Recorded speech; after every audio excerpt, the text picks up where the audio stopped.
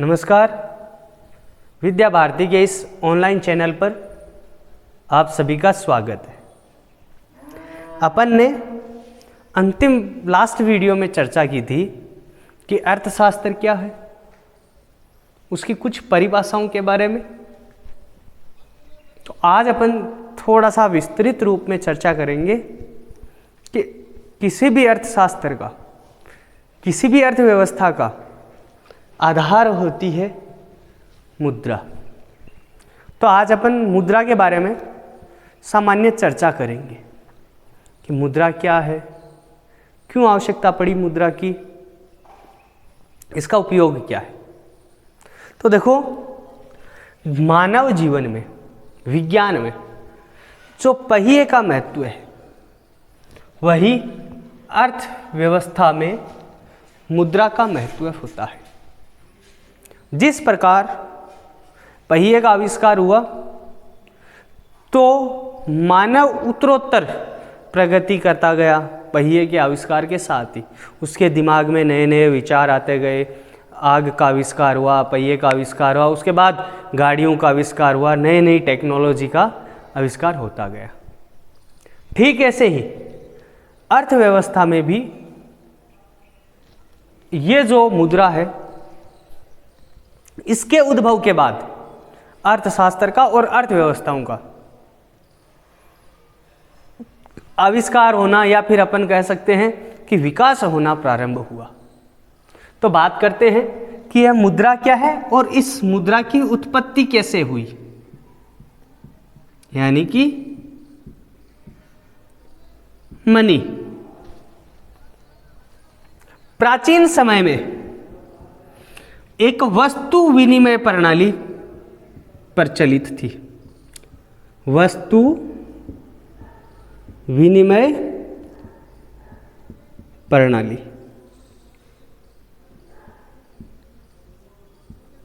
Goods exchange system. पुराने समय में मुद्रा नहीं हुआ करती थी। तो होता क्या था कि यदि किसी व्यक्ति को वस्तु खरीदनी है तो बदले में ही मुद्रा के अभाव के कारण वस्तुएं ही दी जाया करती थी। यानी कि एक वस्तु के बदले दूसरी वस्तु का लेन देन वस्तु विनिमय प्रणाली कहलाती है। यह प्राचीन समय में सबसे ज्यादा प्रचलित थी। वर्तमान में अपवाद स्वरूप कहीं हो सकती है, वरना आज वस्तु विनिमय प्रणाली का अस्तित्व नहीं है। तो अपन बात कर रहे हैं वस्तु विनिमय प्रणाली, यानी कि एक वस्तु के बदले दूसरी वस्तु का लेन देन वस्तु विनिमय प्रणाली कहलाता है। इसमें कुछ कमियां थी जिसके कारण मुद्रा का प्रादुर्भाव या उद्भव हुआ। क्या क्या कमियां थी देखिए। सबसे पहले, यदि वस्तु का लेन देन होता है तो बड़ी समस्या यह आती है कि हमें ढूंढना पड़ता है कि हमारे पास जो अधिक वस्तु है वो तो अपन देने के लिए तैयार होते हैं, और जिसकी हमें आवश्यकता होती है वो अपन खरीदते हैं। तो हमें ऐसा व्यक्ति ढूंढना पड़ेगा जिसको हमारे पास जो अतिरिक्त वस्तु है उसकी तो उसे आवश्यकता हो, और जिस वस्तु की हमें आवश्यकता है उसकी उसके पास अधिकता हो। यानी कि कहने का मतलब दोहरे संयोग का अभाव,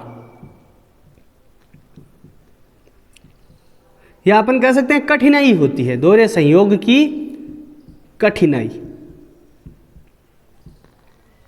जैसे मान लीजिए कि कोई अक्ष व्यक्ति है जिसकी आवश्यकता है, इसको आवश्यकता है गेहूं की, ठीक है, और इसके पास अतिरिक्त यानी कि अधिकता है चावल की। तो उसे पूरे बाजार में एक ऐसा व्यक्ति ढूंढना पड़ेगा जिसको किस व्यक्ति की आवश्यकता हो, चावल की, जिसे क्या हो, आवश्यकता हो, और जिसके पास अधिकता किस चीज की हो, गेहूं की। तो उसे बाजार में एक ऐसा व्यक्ति ढूंढना ही पड़ेगा। ढूंढने में उसे समय भी लगेगा और हो सकता है मिल भी जाए और ना भी मिले। तो ये जो दो संयोग है, इन दो संयोगों में समस्याएं आती थी। इस कारण भी मुद्रा का प्रादुर्भाव हुआ। दूसरी चीज,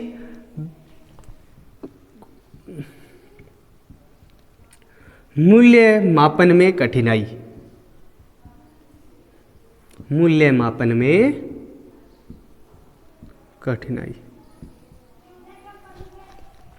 अब एक समस्या यह भी उत्पन्न होती थी कि इस गेहूं के बदले चावल की कितनी मात्रा प्राप्त होगी, यानी कि कितने केजी गेहूं दिया जाए कि बदले में कितना केजी चावल मिल जाए, क्योंकि उत्पादन की दोनों ही परिस्थितियां अलग अलग होती है।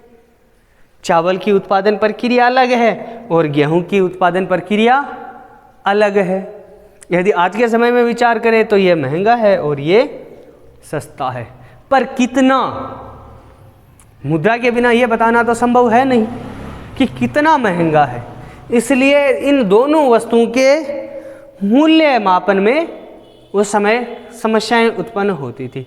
फिर वो आपस में बैठकर समझौता करते थे, समाधान करते थे, आपस में जो तय करते उसी आधार पर लेन देन करते, परंतु एक्चुअल में तो मूल्य मापन में समस्याएं उत्पन्न होती थी।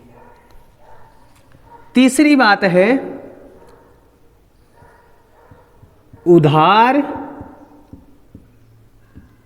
लेखे में समस्या।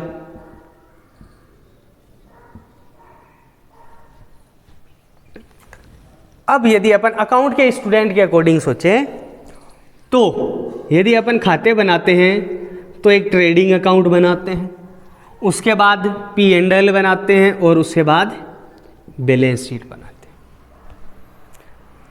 हैं। ये जो तीनों अपन खाते बनाते हैं इसमें वस्तु का क्या लिखा जाता है, मूल्य लिखा जाता है। मूल्य ही लिखा जाएगा, वस्तु की मात्रा वगैरह नहीं लिखी जाएगी, या नाम लिखा जाएगा साथ में उसका मूल्य लिखा जाएगा। परंतु मुद्रा है ही नहीं, मूल्य तो है ही नहीं मुद्रा का, यानी मुद्रा ही नहीं है, तो फिर लेखा कैसे करोगे? यानी ना आप बैलेंस शीट बना पाओगे, ना P&L बना पाओगे, ना ट्रेडिंग बना पाओगे। तो आप यदि अपन किसी को कोई वस्तु उधार देंगे तो उस वस्तु का नाम ही लिख कर देना पड़ेगा कि गेहूं एक बोरी X को उधार दिया या Y को उधार दिया। कहने का मतलब ये हुआ कि लेखे में समस्याएं उत्पन्न होती है। नेक्स्ट है 4 नंबर है मूल्य संचय में कठिनाई। यानी कि यदि मुद्रा ना हो तो मूल्य संचय हो तो सकता है, परंतु उसमें क्या होती है, कठिनाइयां होती है। जैसे किसी के पास 10 बोरी बाजरा है, अब यदि इसका मूल्य संचय करना चाहता है, यदि मुद्रा नहीं है और इसका मूल्य संचय किया जाए तो उसे पहले एक कमरा चाहिए होगा, एक ऐसा स्थान चाहिए होगा जहां पर यह 10 बोरी बाजरे की रख सके। तो एक तो स्थान काम से गया, दूसरा अब उसे वो साल भर यदि संचित करके रखता है तो बाजरे में ह्रास भी होगा, यानी उसमें खराब भी होगा बाजरा, और उसे उसकी देख रेख भी करनी पड़ेगी।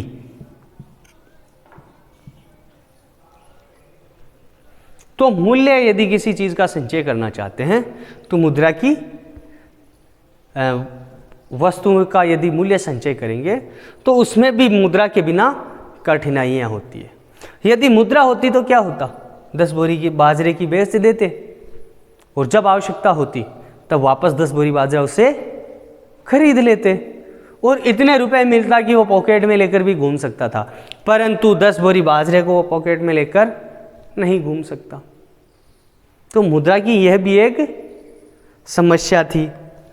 तो हमारे पास हो गई 4 समस्याएं, दोहरे संयोग की कठिनाई, मूल्य मापन में कठिनाई, उधार लेखे की समस्या, मूल्य संचय में कठिनाई।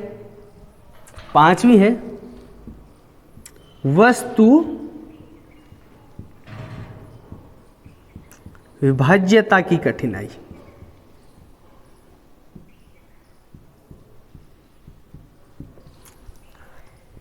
कई बार क्या होता है कि कुछ वस्तुएं ऐसी होती हैं जिनका विभाजन संभव नहीं है, यानी उसको या तो पूरा पूरा ही दिया जा सकता है। जैसे मानो कि किसी के पास एक बकरी है, ये उसके पास अधिक है, ठीक है, और उसकी आवश्यकता है गाय की। अब एक दूसरा व्यक्ति उसने ढूंढा बड़ी मुश्किल से दोहरे संयोग की कठिनाई को पार करते हुए, जिसको आवश्यकता तो है बकरी की और अधिकता है गाय की। अब बड़ी समस्या यह आती है कि क्या बकरी का मूल्य और गाय का मूल्य बराबर है? संभव है 2 बकरियां बराबर 1 गाय हो, परंतु इसको तो एक ही बकरी चाहिए, 2 हो गई तो एक्स्ट्रा हो जाएगी और वापस उस एक्स्ट्रा बकरी को बेचने के लिए, अतिरिक्त बकरी को बेचने के लिए नया दोहरा संयोग ढूंढेगा। और यदि ये 1 बकरी लेता है तो गाय की विभाज्यता में भी तो कठिनाई है कि आधी गाय तो दे नहीं जा सकती। तो कुछ वस्तुएं ऐसी होती है जिनकी विभाज्यता में भी कठिनाई होती है। इस कारण धीरे धीरे मुद्रा का प्रादुर्भाव हुआ या उद्भव हुआ। अब बात आती है मुद्रा शब्द की या मुद्रा की उत्पत्ति किस प्रकार से हुई थी। प्राचीन एक रोम नामक एम्पायर था, साम्राज्य था। रोम के लोग एक देवी की पूजा किया करते थे जिसका नाम था देवी जूनो, गॉडेस जूनो, और इंग्लिश में इसे बोलते थे मोनेटा। रोम में प्राचीन लोग देवी जूनो की पूजा किया करते थे और जिसका नाम था मोनेटा। इन रोमन वासियों के अनुसार ये जो देवी थी ये स्वर्ग का आनंद देने वाली थी, स्वर्ग का आनंद, उनकी ये मान्यता थी कि ये देवी जूनो स्वर्ग का आनंद प्रदान करती है। तो इस देवी जूनो के मंदिर में सिक्कों का टंकन हुआ करता था, यानी सिक्के ढाले जाते थे। तो धीरे धीरे लोगों को ये हुआ कि ये जो सिक्के हैं ये भी स्वर्गीय आनंद देते हैं, स्वर्ग के आनंद प्रदान करते हैं। इस कारण ये जो सिक्के थे, इन सिक्के का नाम मोनेटा से प्रस्कृत होकर बना मनी, और इसी मनी को आज अपन कहते हैं मुद्रा। तो इस प्रकार से मुद्रा नामक शब्द की उत्पत्ति हुई। अब बात आती है कि मुद्रा अपन कहते किसे हैं, कि मुद्रा की परिभाषा क्या हो सकती है, तो उसके बारे में अपन बात करते हैं।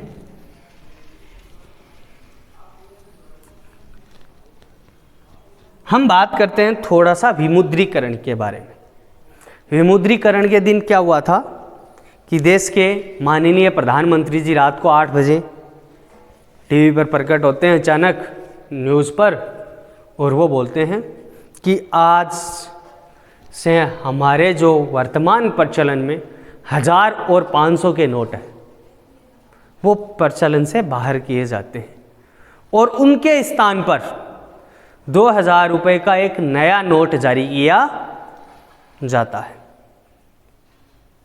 तो सभी लोग प्रधानमंत्री जी की बात की अनुपालना करते हैं और जो उनके पास 1000 और 500 के नोट थे वो अपने अपने बैंकों में जमा करवाने के लिए रवाना होते हैं और उसके बदले में नई मुद्रा लेना प्रारंभ करते हैं। तो अब देखिए, अभी प्रधानमंत्री जी नरेंद्र मोदी है, वो हमारे देश के प्रधानमंत्री। होता यह है कि ये एक अभी क्या है, हमारी सरकार है और सरकार जिस भी वस्तु को मुद्रा घोषित कर दे तो वो क्या है, वो क्या है, मुद्रा होती है। यानी सरकार या राज्य या केंद्र सरकार किसी वस्तु को मुद्रा घोषित कर दे तो वो क्या कहलाती है, मुद्रा कहलाती है। कोई भी वस्तु हो, चाहे जैसे प्राचीन समय में राजा चमड़े के सिक्के जारी करता था तो लोग उसे मुद्रा मान लिया करते थे, चांदी के सिक्के जारी करते थे तो मुद्रा मान लिया। ठीक ऐसे ही लोहे के, तांबा, कांसा, इसके सिक्के जारी होते थे, उसे ये लोग मुद्रा मान लिया करते थे। ठीक है। या फिर अपन कह सकते हैं कि मुद्रा हमारे लिए लेन देन का काम करती है, जिससे अपन लेन देन किया करते हैं। तो मुद्रा लेन देन का क्या है, माध्यम है। और मुद्रा को सामान्य स्वीकृति भी प्राप्त है, यानी जन सामान्य मुद्रा के बदले लेन देन करते हैं, स्वीकार्य है उनके द्वारा मुद्रा किसी भी लेन देन के बदले में।